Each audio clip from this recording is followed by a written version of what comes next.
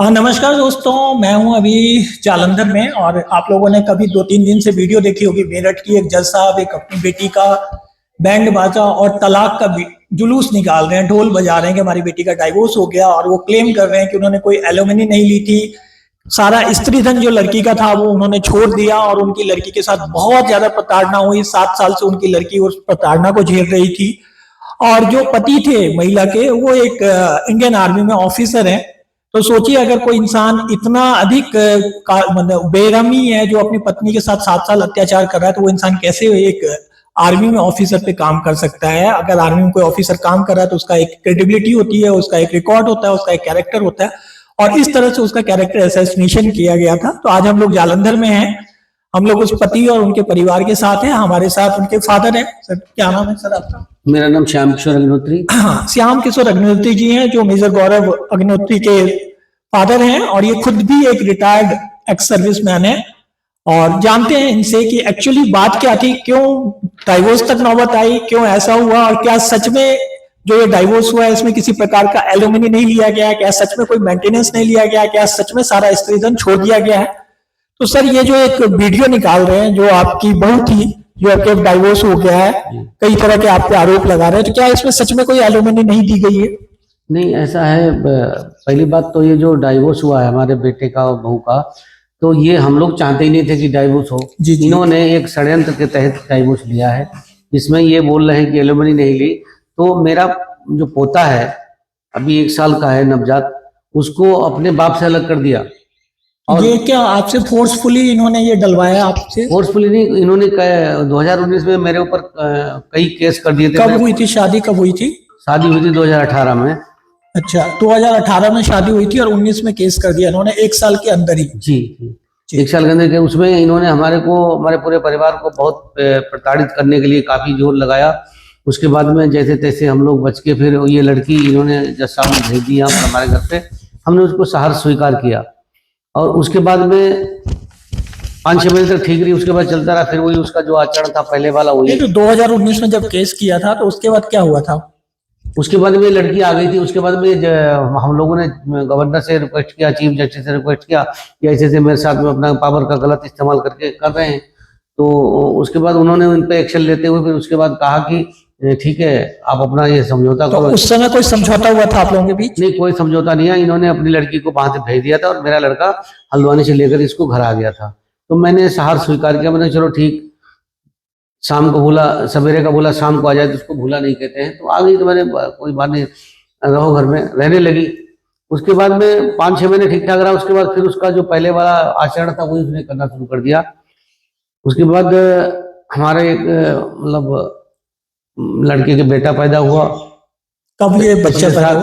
पिछले साल 2025 में 7 मार्च को। तो ये 2019 से 25 तक आपकी बहू जो यहाँ रह रही थी, तो क्या उनका आचरण सही था आप लोगों के प्रति? घर में सब कुछ सही ठीक ठाक चल रहा था? देखो, ऐसा है, हम लोग फौजी आदमी एक अनुशासित आदमी होते हैं। हमारे फौज अनुशासित है।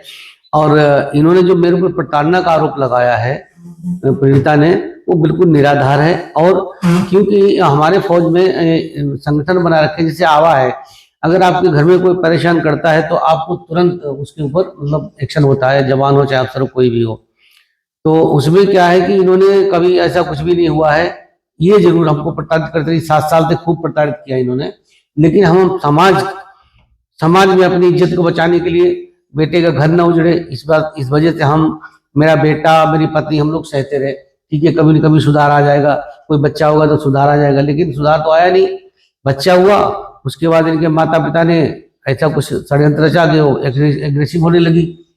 तो इसी क्रम में बेटा छोड़ के आया था वहां पर। उसके बाद ये आई नहीं। तो मेरी गाड़ी थी बेटे की, वरना उन्होंने रख लिया और मुंडन करा दिया। मेरे पोते का मेन कारण था मुंडन कराना। मुंडन इन्होंने बिना पूछे करा दिया। ना तो बेटे के बाप को बुलाया, बच्चे के बाप को बुलाया, ना मुझे, दादा दादी को, किसी को नहीं। जबकि वो मुंडन संस्कार हमारे वंश की रिवाज है, उस हिसाब से होना चाहिए, क्योंकि पोता मेरा है, इनके वंश का नहीं, इनका तो रिश्तेदार हो। लेकिन इन्होंने बिना पूछे, बिना बुलाए अपने आप करा दिया मुंडन। उसी बात को लेकर मेरे बेटे ने कहा कि भाई तुमने ये मुंडन हमारे बिना परिवार के कैसे करा दिया। तो इन्होंने एकदम रिएक्शन दिया कि ठीक है, करा दिया, आप ऐसा करो, तलाक ले लो। तो हम नहीं रह सकते हमारे साथ, हम तो जैसे चाहे वैसे करेंगे, आप तलाक ले लीजिए। मेरे बेटे ने कोशिश किया कि तलाक ना हो, कि भाई तलाक लेने की क्या जरूरत है, ऐसी कुछ बात ही नहीं हुई जो तलाक लोगे। बोला नहीं हम तो तलाक लेंगे। ठीक है, गाड़ी इसकी वहां छोड़ के आया था, वो गाड़ी इन्होंने जब्त कर ली। फिर बोला गाड़ी जब ही देंगे जब तलाक लोगे।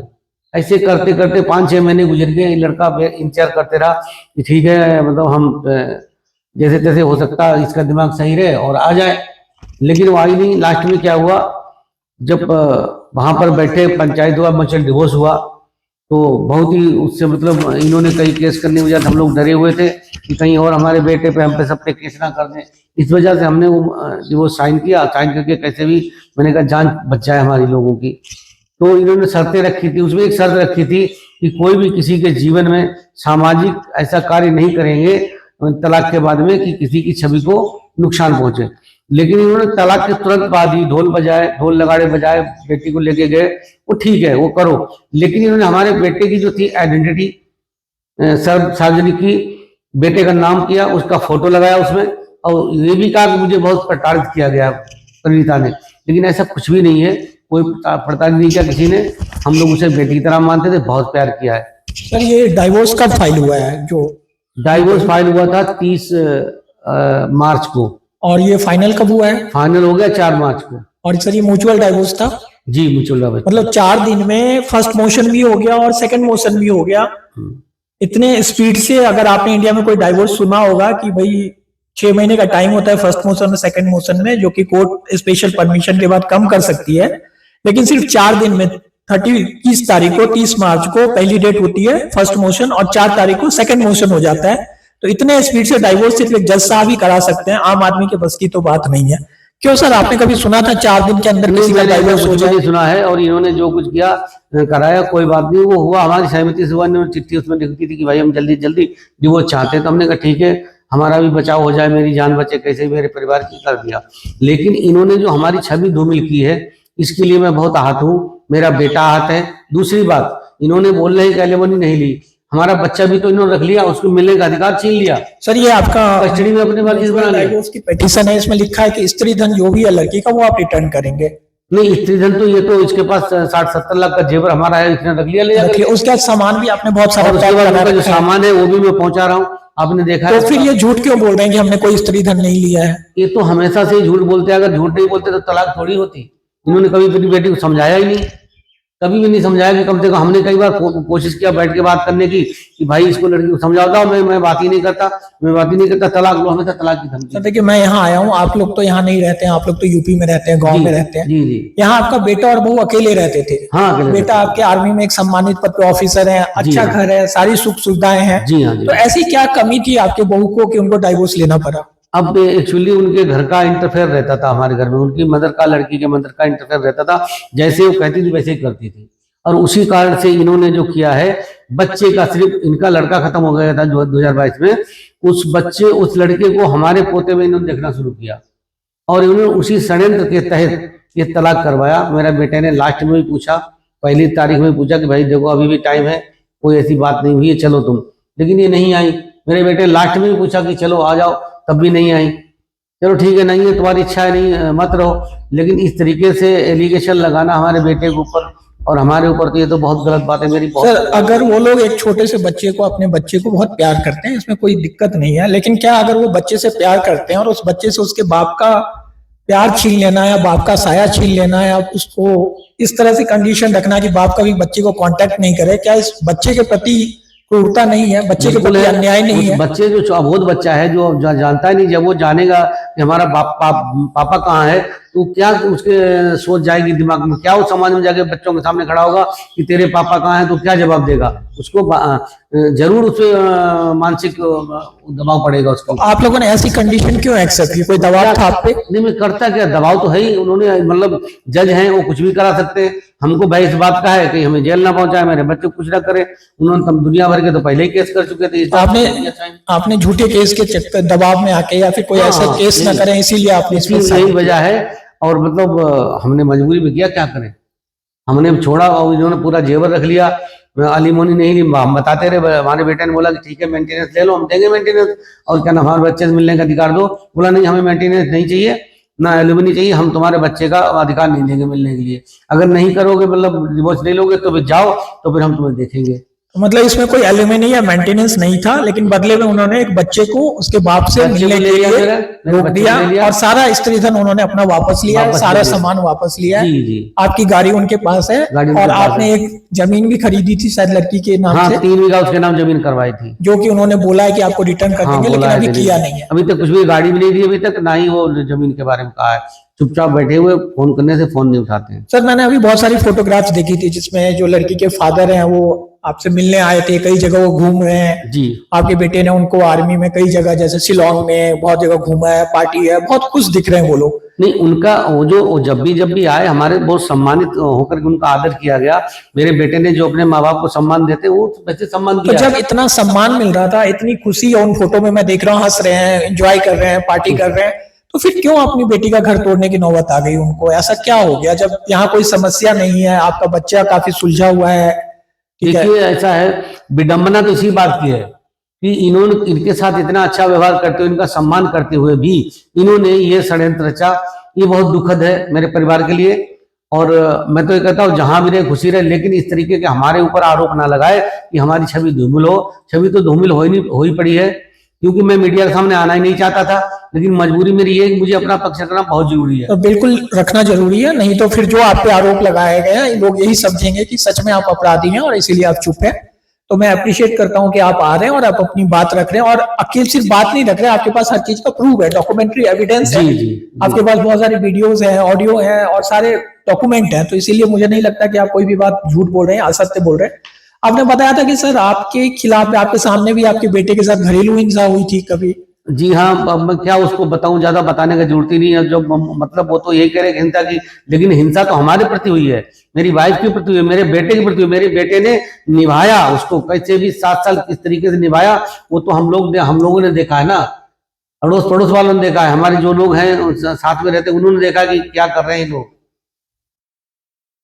तो अब सर आप क्या डिमांड करते हैं? कि डिमांड ये है कि मेरी हाथ जोड़ के विनती है उनसे कि हमारे बारे में गलत लोगों में अफवाह ना फैलाएं, और हमारे बेटे का जो इन्होंने आइडेंटिफिकेशन जारी किया, वहाँ फोटो लगाया और एक लोकेशन जारी किया और नाम बताया, रैंक बताया, ये सब गलत है। इसमें फौज पे बहुत गलत प्रभाव पड़ता है। चूंकि मैं भी फौज से रिटायर्ड हूँ, सूबेदार मेजर से, तो हमारे पूरे फौज के ऊपर ये गलत मैसेज जाता है कि इस तरीके से फौजी कर सकते हैं, जबकि फौज हमारी अनुशासित है। हमारे ऊपर हर वक्त ये रहता है, ऊपर वाले का कानून रहता है सिर पे कि कोई गलत काम नहीं करोगे, ना किया है। अगर किया होता तो इन्होंने आवाम क्यों नहीं बताया? पहले बताना चाहिए था इनको आवाम में कि हमारे साथ ऐसे कर रहा है। जब किया ही नहीं तो कहाँ से बताते? लेकिन अब जब चूंकि इनसे मुंडन की वजह से हमने पूछ लिया, तो बस इन्होंने पूरा बवंडर बना दिया। देखिए, एक नॉर्मल मैट्रिमोनियल डिस्प्यूट था जिसमें किसी भी वजह से हस्बैंड वाइफ का नहीं बन पाया, चाहे जिसकी भी गलती हो, हम उस बारे में बात नहीं कर रहे हैं। दोनों परिवार ने आपसी सहमति से डाइवोर्स लिया। डाइवोर्स की जो कंडीशन थी एक्सट्रीम थी, सिर्फ मॉनेटरी बेनिफिट ही सब कुछ नहीं होता, पैसा ही सब कुछ नहीं होता। 10-20 लाख 30 लाख आज भी ये देने के लिए तैयार हैं अपने पोते के लिए, अपनी बहू के लिए। इनके पास पैसा इतना इंपॉर्टेंट नहीं था, लेकिन इनके ऊपर दबाव डाला गया, और जिस दबाव में इन्होंने एक म्यूचुअल एग्रीमेंट साइन किया जिसमें इन्होंने अपने पोते, या फिर अगर गौरव की बात करें तो गौरव, मेजर गौरव ने अपने बच्चे से मिलने के राइट्स को छोड़ दिया। उन्होंने मान लिया कि ठीक है, मैं नहीं मानूंगा, क्योंकि उनका ये कहना था कि हमारे आपके रिलेशन अच्छे नहीं है और आप अगर बच्चे से मिलेंगे तो बच्चे के लिए अच्छा नहीं होगा। ये आई डोंट नो, मैं नहीं समझ पा रहा हूं कि एक फादर अगर अपने बच्चे से मिलता है या एक फादर अपने बच्चे को एक्सेस लेता है तो उससे कैसे बच्चे पे बुरा असर पड़ेगा। ये तो हमारी समझ से परे है। पूरी दुनिया में शेयर्ड पेरेंटिंग की बात हो रही है, हर जगह हम लोग ये कह रहे हैं कि एक बच्चे के लिए माँ और पिता दोनों का प्यार जरूरी है। उसे एक माँ की भी उतनी जरूरत है जितनी पिता की। उस कंडीशन में अगर कोई इस लॉजिक से सिर्फ पिता को अपने बच्चे से अलग करता है कि हमारे रिलेशन खराब है, अगर पिता बच्चे से मिलेगा तो बच्चे पे गलत असर पड़ेगा, तो ये तो मैं नहीं समझ पा रहा हूँ कि इसके पीछे क्या लॉजिक है। पर इतना कुछ होने के बावजूद एक म्यूचुअल डाइवोर्स हुआ, दोनों ने सहमति से साइन किया, चाहे कंडीशन जो भी था। उस म्यूचुअल डाइवोर्स के बाद जज साहब ने मीडिया बुलाई, टी शर्ट छपाए, मिठाई बांटी, ढोल बजाया, और पूरी मीडिया को बुला के जो अपने दामाद से, जो एक सम्मानित पद पे हैं, इंडियन आर्मी में ऑफिसर हैं, उनका नाम, उनकी रैंक, उनकी आइडेंटिटी, उनकी फोटो, वो भी जानबूझ के, अभी उनके जो मॉस्टेज आप देखेंगे फोटो में उतना ऐसा नहीं है, अभी जानबूझ के उनकी वो मॉस्टेज वाली फोटो डाली गई ताकि दिखे कि आदमी कितना क्रूर है, कितना मैस्कुलिन है, कितना टॉक्सिक पैट्रियार्चिकल पर्सन है। वो डाल के इन्होंने पूरा प्रोपेगेंडा फैलाने का प्रयास किया। और जब अब इनका प्रोपेगेंडा फूट रहा है, जब सच्चाई सामने आ रही है, तो अब ये सारा दोषारोपण मीडिया पे कर रहे हैं। अब ये कह रहे हैं कि मीडिया वाले मुझे फोन ना करें, मीडिया वाले को मैं कुछ बताना नहीं चाहता, मुझे इस बारे में कुछ नहीं कहना है।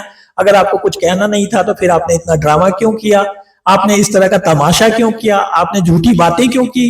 जब आपने स्त्री धन सारा लिया है, जब सारा सामान आप वापस ले रहे हो, जब सारी ज्वेलरी लेके आप गए, तो क्यों आप कह रहे हो कि हमने कोई स्त्री धन नहीं लिया? क्यों आप ये नहीं बता पा रहे हैं कि आपने फोर्सफुली दबाव डाल के जो अपने पोते का एक्सेस था उनसे छीन लिया, या उनके बेटे का एक्सेस छीन लिया फादर से? तो ये कहीं ना कहीं जब भी हम इस तरह की बातें देखते हैं तो हर कहानी के दो पक्ष होते हैं। मैट्रिमोनियल मैटर कभी भी ब्लैक एंड व्हाइट नहीं होता, बहुत सारा ग्रे एरिया होता है, और यही इस कहानी में भी हुआ। जज साहब ने अपने कन्वीनियंस के हिसाब से एक मैनिपुलेटेड नैरेटिव थोपने की कोशिश की, लेकिन thanks of social media, thanks जो हमारे साथ सर है, गौरव के फादर है, जिन्होंने सारी चीजें कही और पूरे एविडेंस के साथ कही है कि उनका वो प्रोपेगेंडा चल नहीं पाया, और जब वो नहीं चल पाया तो अब वो उसी मीडिया को दोष दे रहे हैं जिस मीडिया को उन्होंने एक टूल की तरह यूज किया था अपने दामाद और उसकी फैमिली को डिफेम करने के लिए। क्या सर में यही बात है? जी, मैं मीडिया को बहुत बहुत धन्यवाद देना चाहता हूं जिन्होंने हमारा पक्ष रखा है। मैं उनका बहुत आभारी हूं मीडिया का, क्योंकि हम ये करना ही नहीं चाहते थे, मजबूरी मुझे अपना पक्ष रखना पड़ा, क्योंकि हमारा बच्चा निर्दोष है, हमारा पूरा घर निर्दोष है। इसमें इनका जो इन्होंने प्रताड़ना का इसका लगाया, आज इन्होंने फेसबुक पे बोल रहे थे कि मेरी बेटी की लाश आती, मीडिया तो चाहती थी मेरी बेटी की लाश आती। ऐसा कोई कौन सा काम कर रहे? जब 7 साल रह रहे तो कहाँ से लाश आती? किसी ने छुआ तक नहीं, गाली तक नहीं दिया, तो मारना तो बहुत दूर की बात है। इस तरीके की एलिगेशन लगा।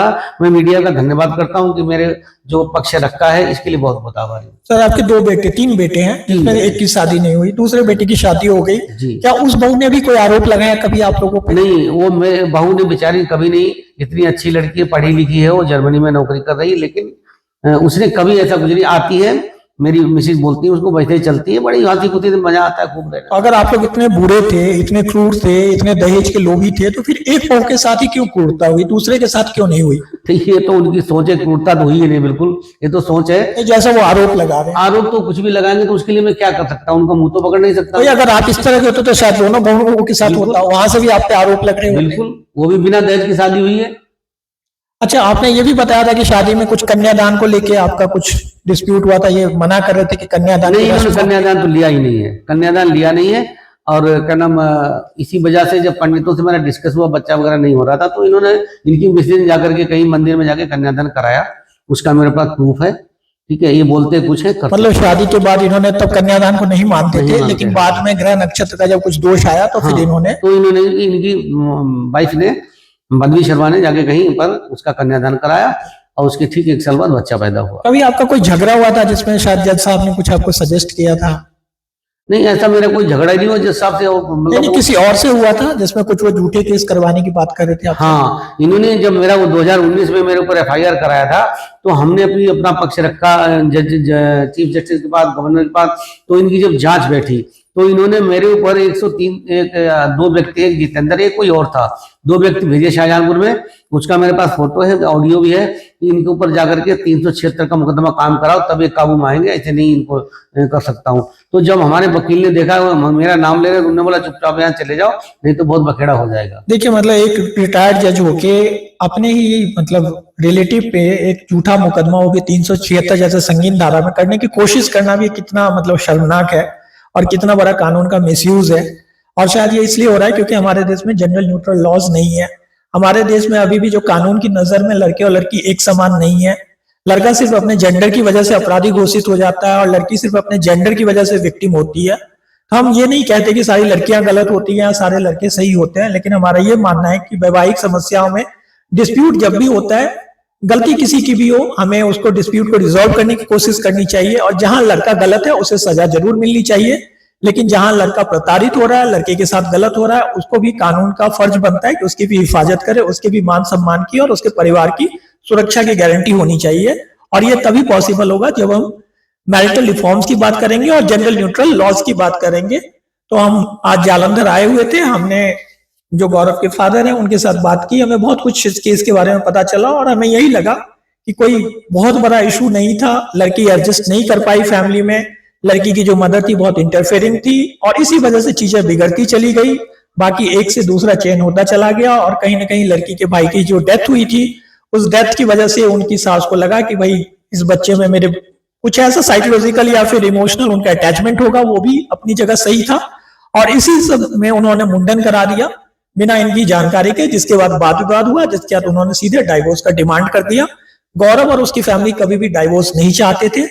आखिरी वक्त तक उन्होंने कोशिश की थी कि ये डाइवोर्स ना हो, लेकिन जो लड़की थी और उसके परिवार के दबाव में, क्योंकि ये भी एक सर्विस में जॉब करते हैं, ये भी रिटायर्ड हैं, तो इन्हें लगा कि अगर हम पे अलग अलग जगह झूठे मुकदमे हो जाएंगे, जज साहब है, उनकी पहुंच है, तो हम शायद उनसे केस नहीं लड़ पाए।